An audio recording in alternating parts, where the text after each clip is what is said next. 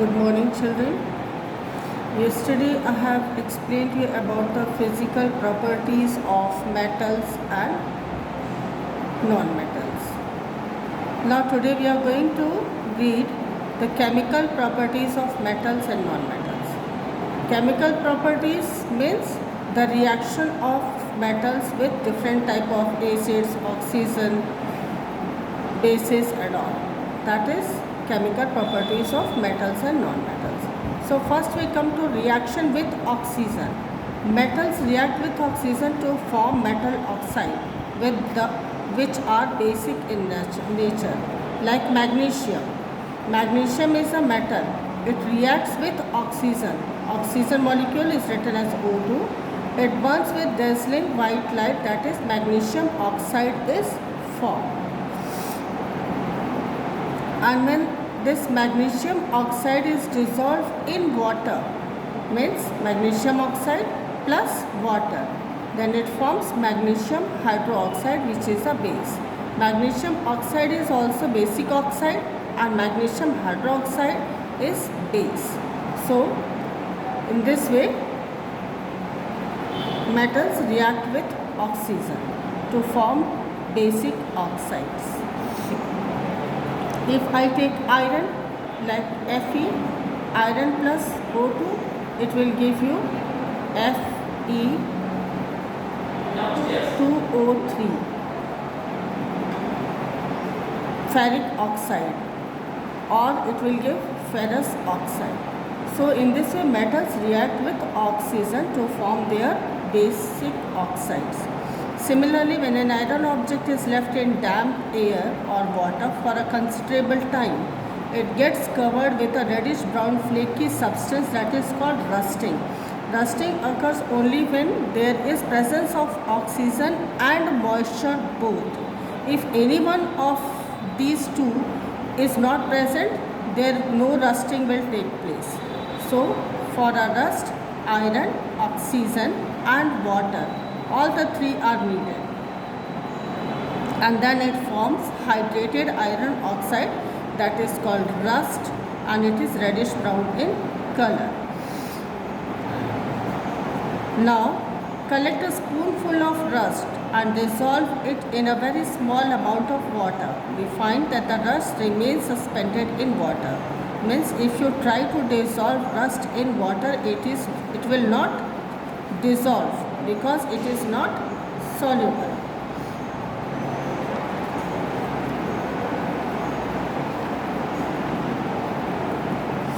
Now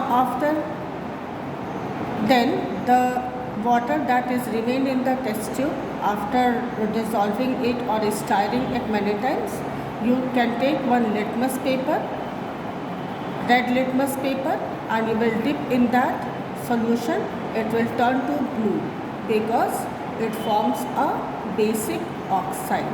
When a copper object remains in damp air for a long time, it reacts slowly with carbon dioxide. Means copper and damp moisture means presence of oxygen, water and carbon dioxide. All the three, presence of all the three is needed for a copper to form greenish coating of copper hydroxide and copper carbonate on its surface of the object. So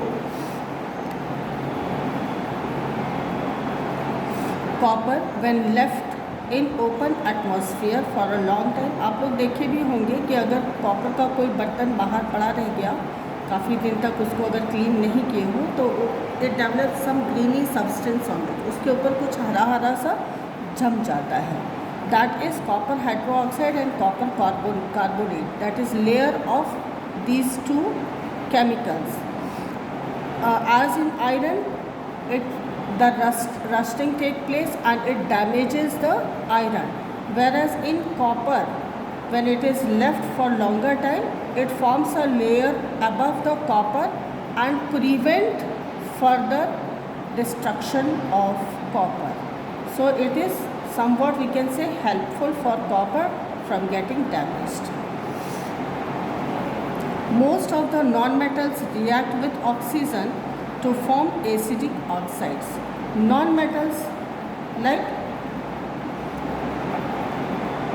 sulfur plus oxygen, they form sulfur dioxide, SO2.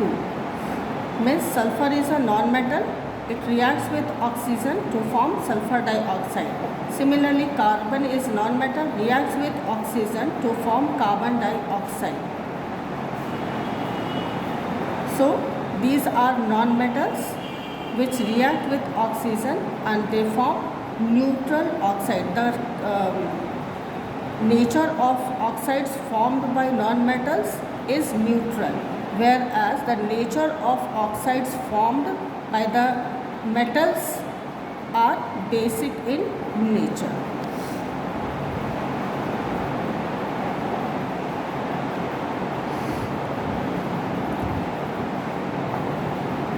Now here activity is given. You take some sulfur powder, a deflagrating spoon, Bunsen burner, gas jar, red and blue litmus paper. Take small amount of sulfur powder in a deflagrating spoon and heat it over a flame. As soon as sulfur starts burning with blue flame, introduce the deflagrating spoon in a gas jar. Sulfur burns in air of gas jar to form a pungent smelling gas, that is sulfur dioxide. Now keep the gas jar covered with a lid and ensure that the gas produced does not escape.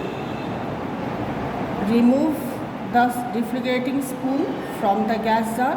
After some time, add small quantity of water in it. Then shake the gas jar to dissolve sulfur dioxide in water.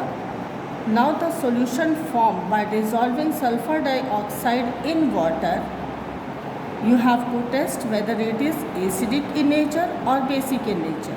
Now if you dip blue litmus paper in that solution, it will turn red.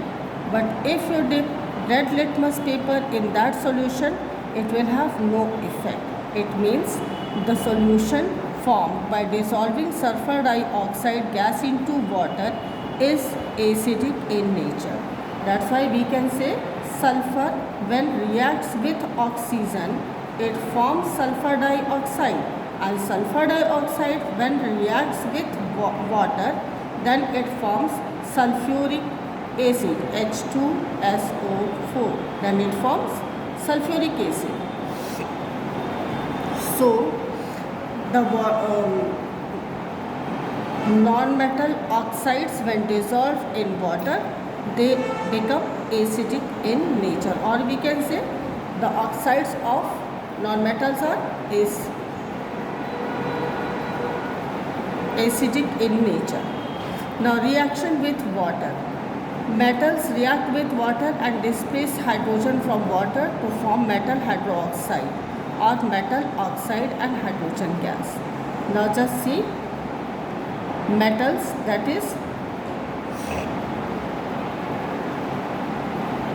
magnesium we can take plus H2O.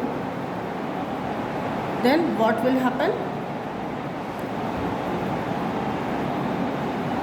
It will form magnesium hydroxide, MgOH twice, magnesium hydroxide, and hydrogen gas will be evolved. So metal when react with water, it forms hydroxide of metal and hydrogen gas is released. One example is also there in book. When sodium is added in water, or when sodium reacts with water, it forms sodium hydroxide and hydrogen gas is evolved, and a lot of heat is also produced.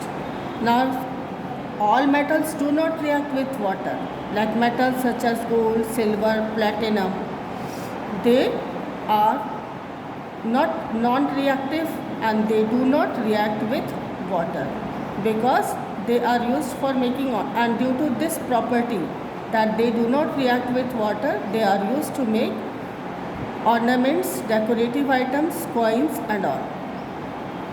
Platinum is used in making alloy, electrical gadgets and international standards of weights and measures.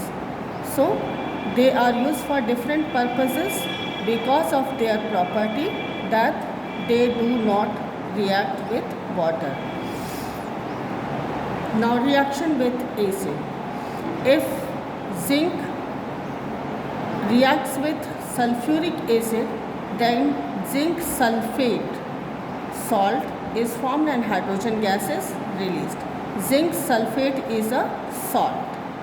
Salt is formed and hydrogen gas is released. Similarly, if magnesium reacts with sulfuric acid, then magnesium sulfate, it is also again a salt and hydrogen gas is released.